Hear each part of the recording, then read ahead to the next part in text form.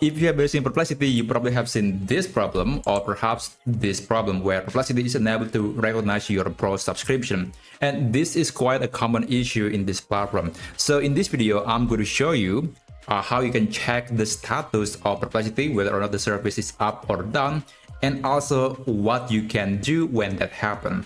So to check the status, you can navigate to this page, status.perplexity.com, and you can see the history of the uptime in the past 90 days. And as you can see right now, when I'm recording this video, all systems is operational, which is very good. But if you look closely on the historical data in the last 90 days alone, there was some downtimes, and in total, the aggregate of the uptime is about 99.88%, which might not sound bad, but for a company this size, it's just not good, because that basically means that Perplexity is down for about 3 hours in the last 90 days. And that's not good, because this company is being used by millions of people, so they cannot afford for just 1 hour of downtime. So 3 hours is just really bad.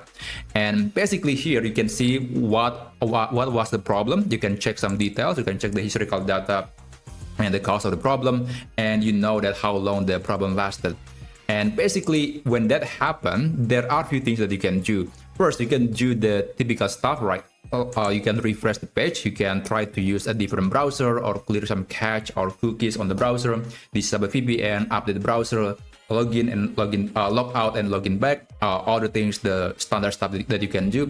But usually that doesn't always happen most of the time, because again, the problem was caused by Perplexity. So when that happens, you probably can reach out Perplexity via Reddit or via Discord. And again, I'm going to leave all the links in the video description, and you can also just go to Perplexity or navigate to the email or the help center page. You can click here and then click help center, and now you can see some useful pages that you could access on Perplexity, and maybe they're giving you some info about what you can do, and also you can contact them via email. I think the email was support@perplexity.ai. So this is a working email support, although it is very slow in my opinion. But at least if that happened to you and nobody else has the same problem, then you can contact Perplexity via this email.